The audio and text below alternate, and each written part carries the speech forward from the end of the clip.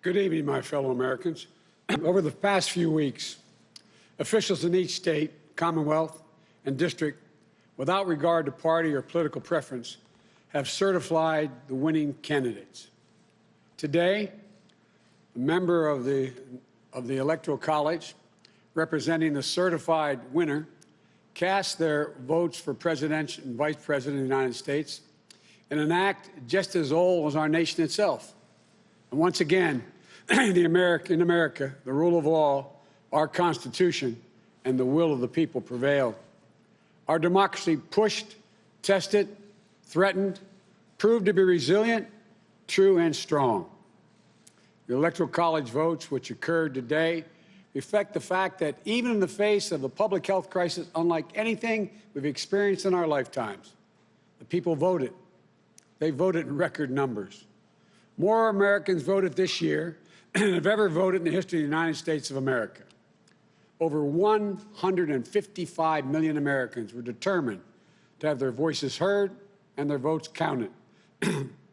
Our democracy pushed, tested, threatened, proved to be resilient. We saw something very few predicted, even thought possible. The biggest voter turnout in the history of the United States of America. A number so big that this election now ranks as the clearest demonstration of the true will of the American people. One of the most amazing demonstrations of civic duty we've ever seen in our country. It should be celebrated, not attacked. They saw it with their own eyes, and they wouldn't be bullied. What beats deep in the hearts of the American people is this: democracy, the right to be heard, to have your vote counted, to choose leaders of this nation, to govern ourselves. In America, politicians don't take power. People grant power to them. The flame of democracy was lit in this nation a long time ago. And we now know nothing, not even a pandemic or an abuse of power, can extinguish that flame. And as the people kept it aflame, so too did courageous state and local officials and election workers. American democracy works because America makes it work at a local level. One of the extraordinary things we saw this year was that everyday Americans, our friends and our neighbors, often volunteers, Democrats, Republicans, independents, demonstrating absolute courage. They showed a deep and unwavering faith in and a commitment to the law.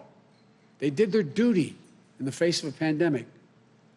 And then they could not and would not give credence to what they knew was not true. They knew this election was overseen by them, it was honest, it was free, and it was fair. They saw it with their own eyes, and they wouldn't be bullied into saying anything different. It was truly remarkable, because so many of these patriotic Americans are subject to so much, enormous political pressure, verbal abuse, and even threats of physical violence. While we all wish that our fellow Americans in these positions will always show such courage and commitment to free and fair elections, it is my sincere hope we never again see anyone subjected to the kind of threats and abuse we saw in this election. It's simply unconscionable. Lost on the merits. Even President Trump's own cybersecurity chief